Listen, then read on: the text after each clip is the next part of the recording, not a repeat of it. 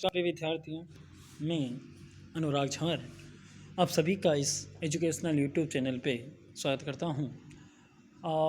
आज का जो ये हमारा वीडियो है, ये एक नए टॉपिक जो कि इम्पोर्टेंट टॉपिक है, इसके प्रैक्टिकल क्वेश्चंस भी हम देखते हैं आते हैं एग्जाम्स में।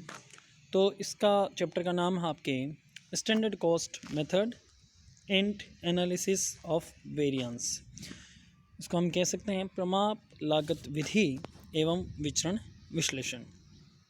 प्रमाप लागत विधि एवं विचरण विश्लेषण क्या होता है, इसको समझने के लिए सबसे पहले हम समझेंगे कि प्रमाप लागत किसे कहते हैं। प्रमाप लागत क्या होती है, ये तो आप लोगों ने कॉस्ट अकाउंटिंग जो बीकॉम पार्ट फर्स्ट में आपके थी उसमें देखा होगा आपने। उसके आगे प्रमाप लग गया, एक स्टैंडर्ड वर्ड और लग गया है, तो वो प्रमाप लागत बन गया। प्रमाप क्या होता है उसके बारे में हम देखते हैं। प्रमाप वांछित निष्पादन का माप है। ये वास्तविक निष्पादन का माप करने हेतु एक पूर्व निर्धारित मापदंड है। देखिए, प्रमाप का मतलब एक मापदंड, एक स्टैंडर्ड जो पहले से ही दिया हुआ है और जिसके हिसाब से आप जब दूसरे जो कार्य हो रहे हैं, परफॉर्मेंस हो रही, इसको हम चेक करते हैं। जैसे कि बच्चों, आप ये मान लीजिए कि किसी फैक्ट्री में कोई व्यक्ति कार्यरत है और उस फैक्ट्री में ग्लास बन रहे हैं।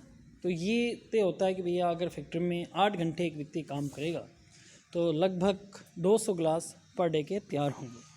तो वो एक स्टैंडर्ड हो गया। अगर 200 से कम बन रहे हैं, इसका मतलब है कि कहीं ना कहीं ब्रेकडाउन आया है, कोई ना कोई रुकावट आई है, या व्यक्ति ने अपने स्तर पर ढंग से कार्य नहीं किया है।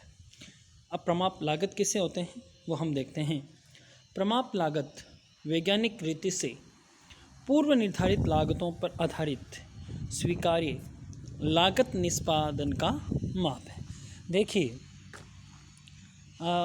किसी कार्य को करने में, किसी यूनिट को बनाने में कितनी लागत लगनी चाहिए है, वो जो पहले से हम कार्य करते आ रहे हैं, जो इंडस्ट्रीज़ में कार्य होता आ रहा है, दूसरी जगह भी होता आ रहा है, उसके आधार पे हम ये एनालिसिस लगा लेते हैं कि एक यूनिट के प्रोडक्शन पे इतनी लागत आएगी।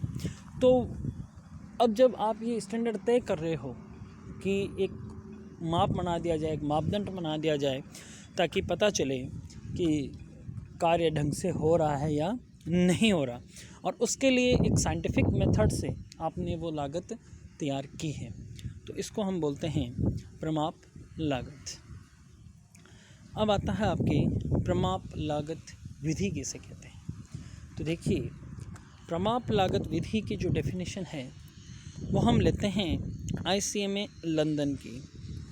ICMA लंदन के अनुसार प्रमाप लागत क्या होता है ये हम देख रहे हैं। प्रमाप लागत विधि का आशय प्रमाप लागतों को तैयार करना है। देखिए, प्रमाप लागत क्या होती है, हमने देख लिया कि एक वो कॉस्ट, एक स्टैंडर्ड कॉस्ट है जिसके आधार पे हम जो एक्चुअल जो प्रोडक्शन होगा उसकी कॉस्ट को हम उससे मैच करेंगे, और ये हमने एक साइंटिफिक तरीके से तय की है पास्ट के एक्सपीरियंस लेके।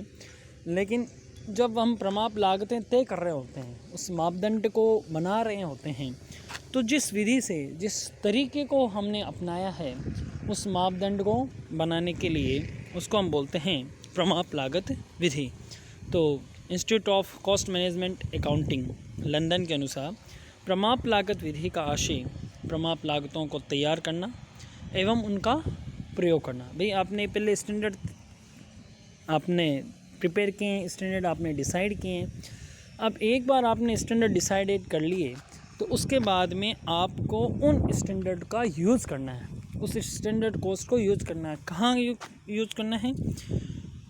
उनका प्रयोग करना उनकी वास्तविक लागतों से तुलना करने में। कहाँ पे आपको उसका यूज़ करना है? जो आपने स्टैंडर्ड तय किए हैं उनको आपको यूज़ करना है कि जो एक्चुअली में काम हुआ है तो वो क्या उसके अकॉर्डिंग हुआ है या नहीं हुआ है। फिर उन दोनों को आपको करना एनालिसिस में, देखना वेरिएशंस का है कि भाई जो आपकी स्टैंडर्ड कॉस्ट थी वो तो इतनी होनी चाहिए थी, वास्तविकता में इतनी रही है। तो इनके बीच का जो वेरिएशन है वो वेरिएशन किस कारण से आया है, तो उसके जो कारण हैं उनको आपको, जो प्रमाप बिंदु है उसके आधार पे उसको आपको विश्लेषण करना है, जो कमियां हैं वो आपको पता लगानी है, ताकि आप आगे उनको सुधार सकें और जो आपकी स्टैंडर्ड कॉस्ट है उसको आप मीट कर सकें। अब देखते हैं विचरण किसे कहते हैं, वेरिएंस। देखिए, वेरिएंस का मतलब ये होता है कि जो दी हुई अवधि है, जो बजटेड अवधि हमारी है, उस और जो प्रमाप राशि, जो बजटेड या स्टैंडर्ड जो अमाउंट दिया हुआ है या कॉस्ट दी हुई है, उसका एक्चुअल कॉस्ट या एक्चुअल अमाउंट से कितना डिफरेंस है।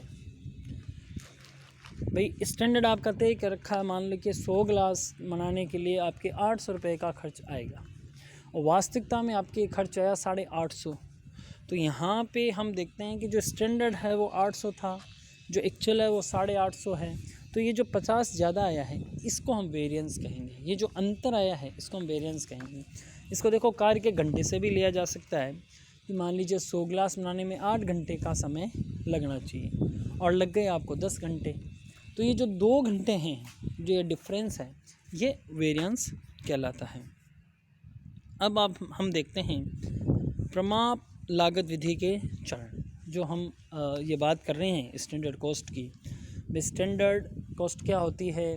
भाई जो पुराने हमारे पास्ट एक्सपीरियंस हैं उनके आधार पे हम एक वैज्ञानिक रीति के द्वारा हम एक मापदंड तैयार करते हैं उस वस्तु की लागत के चरण वाइज, उसके पर्टिकुलर जो उसका फेस उसके तरीके से हम ये जो तय करते हैं, ये हमारी प्रमाप लागत है जिस विधि से तैयार करते हैं। और इसको तैयार करके जो एक्चुअल उससे हम कंपेयर करते हैं, वेरिएंस निकालते हैं और उसके अंतर का कारण ढूंढते हैं, वो प्रमाप लागत विधि में आ गए। अब प्रमाप लागत विधि के चरण कौन कौन से होते हैं, उसमें सबसे पहले हम क्या करते हैं, इनको हम बिंदुवार समझते हैं। तो सबसे पहले होगा प्रमाप लागतों का निर्धारण। ये मैं पहले भी कह चुका हूँ, हम परिभाषा में भी दे चुके हैं कि जो प्रमाप लागत है इनका जो निर्धारण है वो जो पास्ट के जो हमारे डेटाज हैं, जो हमारे समकक्ष जो इंडस्ट्रीज़ है, एक इंडस्ट्रीज़ का जो स्टैंडर्ड है, उनको देखते हुए हम सबसे पहले जो हमारी प्रमाप लागतें हैं उनका हम निर्धारण करते हैं, उसको हम सेट करते हैं। उसके बाद में आता है वास्तविक लागतों का लेखा। भाई जो स्टैंडर्ड कॉस्ट है वो हमने तय कर ली, अब हम देखते हैं एक्चुअल कॉस्ट कितनी आई है। उसका हम जो हमारे डेटाज हैं वहाँ से हमको पता चल जाता है कि वास्तव में इतनी इकाइयाँ बनाने पे कितना कॉस्ट या कितना खर्चा आया है।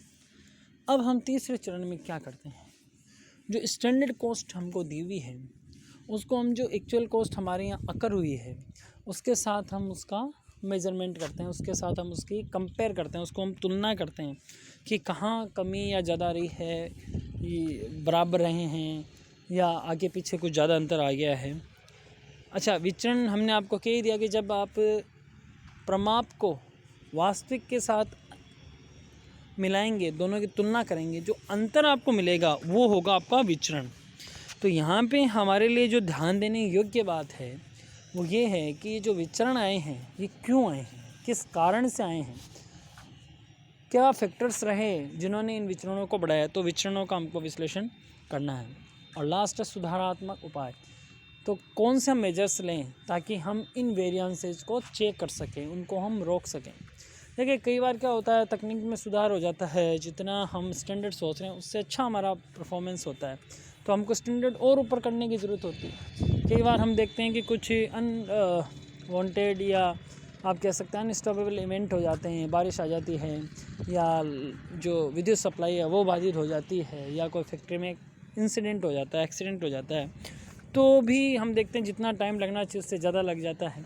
तो इन सब चीज़ों को हमको ध्यान में रखते हुए हमारी स्टैंडर्ड में चेंजेस करना है या परफॉर्मेंस में सुधार लाना है, कोई टेक्नोलॉजी रिप्लेस करनी है या कर्मचारियों छटनी करनी है, क्या हम करेक्टिव एक्शन ले सकते हैं वो हम लेते हैं। अब इस विधि के लाभ क्या हैं? देखिए इस विधि का जो सबसे बड़ा लाभ है वो है मैनेजमेंट बाय एक्सेप्शन या अपवाद द्वारा प्रबंधन। भाई आपको स्टैंडर्ड दिया हुआ है कि इस स्टैंडर्ड के हिसाब से आपका आज के दिन में इतना कार्य होना चाहिए, इतनी लागत लगनी चाहिए। तो अब आपको उसको टोकने की ज़रूरत नहीं है, उन पे आपको श्रमिकों पे बार बार ध्यान देने की ज़रूरत नहीं है, क्योंकि उनका टाइम टेबल, उनकी जो एफिशिएंसी लेवल है वो वहीं पे दिया हुआ है, वो कितना इफ़ेक्टिव रहेंगे, कितने एफिशिएंट रहेंगे। तो आपको कंट्रोलिंग या आपको उनका मैनेजमेंट करना बहुत अपवाद स्वरूप ही आपको करना पड़ता है।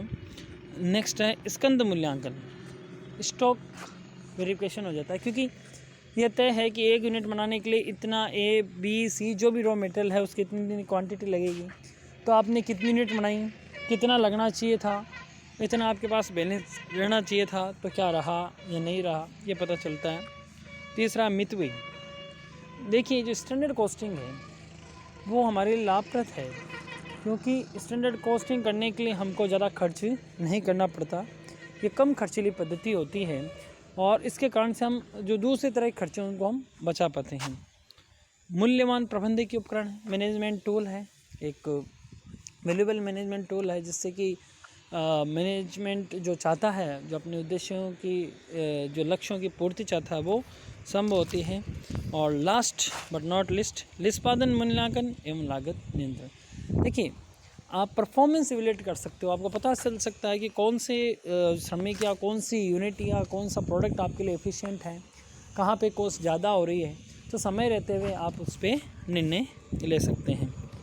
तो बच्चों, आज के इस वीडियो में हमने देखा कि स्टैंडर्ड कॉस्ट क्या होती है, स्टैंडर्ड क्या होते हैं, कैसे स्टैंडर्ड कॉस्ट को विधि में स्टैंडर्ड कॉस्ट तय होती है, क्या क्या चरण होते हैं, क्या क्या इसके फ़ायदे होते हैं, मैनेजमेंट को भी क्या फ़ायदा होता है, और जो हम कहते हैं कि जो अच्छे काम करने वालों की भी इसमें पहचान हो जाती है, जो ढंग से कार्य नहीं कर रहे हैं उनको भी हम पहचान पाते हैं, उन पे हम सुधारात्मक एक्शन ले सकते हैं। तो आज के लिए इतना ही, धन्यवाद।